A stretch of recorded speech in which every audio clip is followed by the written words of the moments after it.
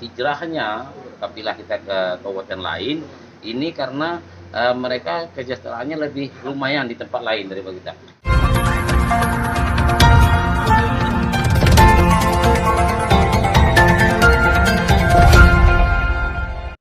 Nah, ini betul-betul kita persiapkan dengan matang karena kita tahu pada MTQ tahun 2022 kemarin di Kota Kerinci ini Kabupaten Tebo berada di urutan ke-9 dari 11 kabupaten kota. Sementara kita tahu bahwa Kabupaten Tebo ini adalah kota ulama. Kita tahu ulama-ulama dari seberang Jambi itu berasal dari Kabupaten Tebo. Namun kenyataan yang terjadi ini Kabupaten Tebo berada di urutan ke-9 dari 11 kabupaten kota. Berkaitan dengan itu kita mencoba melakukan evaluasi apa kendala yang terjadi. Kita melihat potensi kita cukup banyak lumayan potensi yang ada di Kabupaten Tebo ini.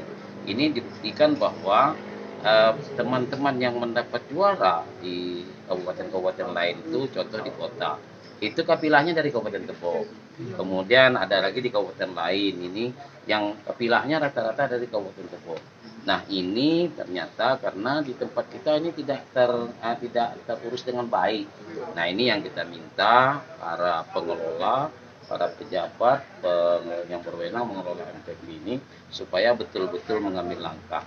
Nah, terkait dengan hijrahnya kafilah kita ke kabupaten lain ini karena mereka kesejahteraannya lebih lumayan di tempat lain daripada kita. Nah, sementara kita lihat pemerintah Kabupaten Tebo cukup banyak mengalokasikan dana untuk itu. Hanya saja penggunaannya yang tidak tepat sasaran.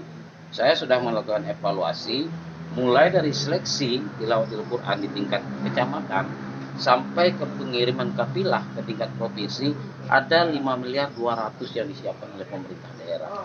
Nah, ini kalau dimanfaatkan dengan baik dana ini dan potensi tadi yang ada kita kelola dengan baik, tentu ini Kabupaten Tebo akan dapat peringkat yang baik. Saya sudah sampaikan kita Kabupaten Tebo di MTQ 2023 ini yang direncanakan akan dilaksanakan bulan Agustus di Sarawangun, Kabupaten Tebo minimal masuk 5 besar.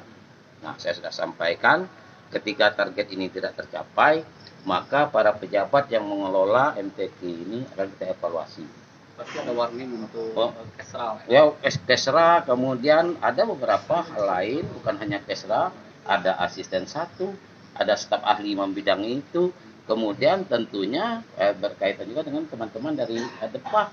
Nah, Depak juga mungkin kita akan koordinasikan dengan Kanwil Provinsi kalau mereka seperti ini, yang tidak membantu kita dalam mencapai ini. Berarti diprioritaskan putra terbaik di Tebo. Pertama kita coba putra-putra terbaik dari Tebo ini bagaimana kita kembali ke Kabupaten Tebo. Kemudian kita cari potensi-potensi baru.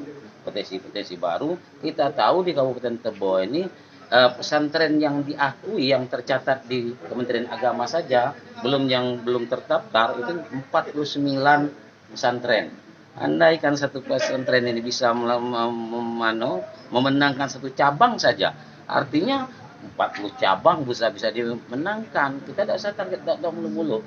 Artinya kalau kita mau berbuat ini ada potensi itu.